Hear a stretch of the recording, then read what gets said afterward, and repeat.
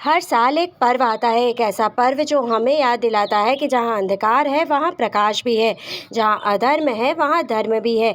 ये है नवरात्रि, माँ दुर्गा के 9 रूपों की 9 रातों की पूजा, एक महान युद्ध की अमर कथा। हेलो एवरीवन, मैं आकृति अग्रवाल आज आपके सामने एक नया वीडियो लेकर उपस्थित। अपने आज के वीडियो में हम जानेंगे कि आखिर क्यों मनाई जाती है नवरात्रि सिर्फ 9 दिनों की, आखिर क्यों उत्पत्ति हुई देवी दुर्गा की और किन किन देवताओं ने उन्हें कौन कौन से अस्त्र दिए। तो चलिए बिना देर के वीडियो को शुरू करते हैं और जानते हैं इस बारे में डिटेल में। हजारों साल पहले असुरों के अंधेरे साम्राज्य में रंभा नाम का शक्तिशाली राजा हुआ करता था। एक दिन उसकी नज़र नदी के किनारे चल रहे खूबसूरत से भैंस पर पड़ी।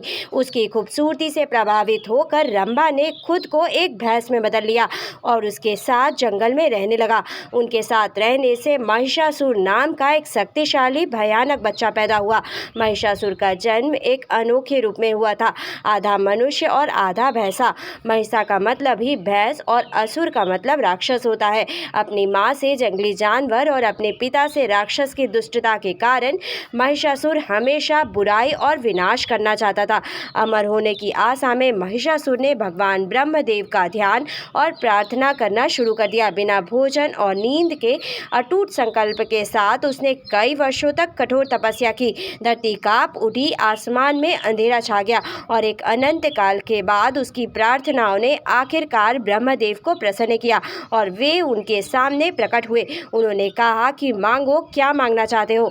तब महिषासुर ने कहा कि ब्रह्मदेव, मैं अमर होना चाहता हूँ। तब ब्रह्मदेव ने कहा कि यह असंभव है, जिसने जन्म लिया है वो अवश्य ही मृत्यु को भी प्राप्त करेगा। तब महिषासुर ने कुछ देर सोचा और कहा कि प्रभु, क्या आप मुझे ऐसा वरदान दे सकते हैं कि मैं किसी मनुष्य या देवता के हाथों ना मारा जाऊं। अगर मुझे मरना ही है तो मैं किसी स्त्री के हाथों मारा जाऊं। महिषासुर एक बहुत बड़ा राक्षस था। उसे पूरा विश्वास था कि कोई भी स्त्री उसे नहीं मार पाएगी। भगवान ब्रह्मा एक क्षण के लिए हिचकिचाए, लेकिन वे जानते थे कि इस वरदान में खामियां तो हैं, इसलिए उन्होंने वरदान दे दिया। वरदान मिलते ही महिषासुर का अहंकार बढ़ गया और उसका आतंक का राज शुरू हो गया। उसने अपनी राक्षसी असुर सेना को इकट्ठा किया और पृथ्वी पर मनुष्यों पर हमला करना शुरू कर दिया। अपने रास्ते में आने वाली हर एक चीज को मार डाला। पृथ्वी पर विजय प्राप्त करने के बाद उसने स्वर्ग में देवताओं से लड़ने का भी फैसला किया। उसने अपनी विशाल असुरी सेना के साथ इंद्रलोक की राजधानी अमरावती पर हमला कर दिया, जो भगवान इंद्र का निवास स्थान हुआ करता था।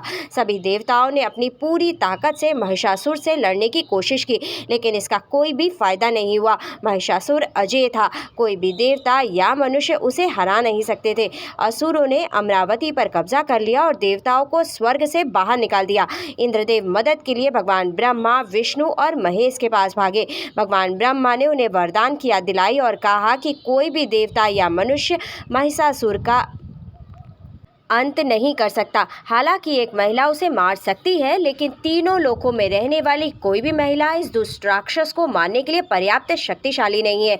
इसलिए त्रिमूर्ति ने एक शक्तिशाली महिला बनाने का फैसला किया। उन्होंने अपनी आंखें बंद की और अपनी ऊर्जा को केंद्रित किया। उनकी दिव्य शक्तियों के संयोजन से आकाश में प्रकाश का ज्वलंत स्तंभ प्रकट हुआ। यह इतना चमकीला था कि सूर्य भी मंद दिखाई दे रहा था। इससे देवताओं ने देवी दुर्गा का निर्माण किया, जो महिषासुर को मारने के लिए पर्याप्त शक्तिशाली थी। देवताओं ने उन्हें राक्षस महिषासुर को हराने के लिए शक्तिशाली हथियारों से सुसज्जित किया।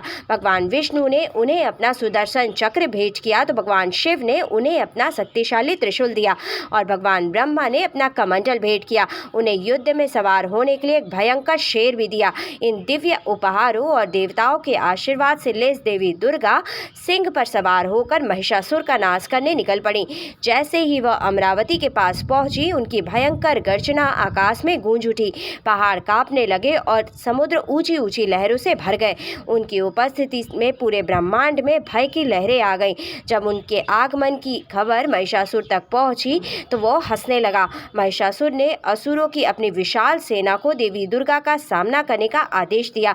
युद्ध का मैदान जल्द ही हथियारों की टक्कर से गूंज उठा और जैसे ही राक्षसों की लहरें देवी पर टूट पड़ी, लेकिन एक एक करके सभी राक्षस देवी के सामने गिरते चले गए।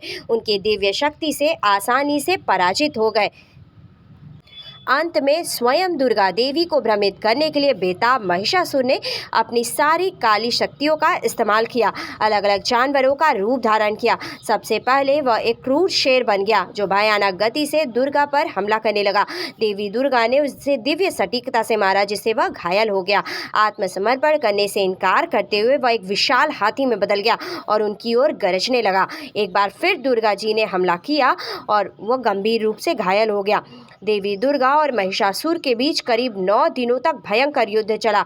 10वें दिन महिषासुर एक विशाल भैंसे में बदल गया और दुर्गा देवी पर हमला करने लगा, लेकिन दुर्गा माँ तैयार थीं। एक तेज और शक्तिशाली चाल के साथ उन्होंने उसे अपने त्रिशूल से मार डाला जिससे उसका आतंक का राज खत्म हो गया। महिषासुर पराजित हुआ और देवता स्वर्ग में अपने घरों को लौटते हुए खुशी से झूम उठे।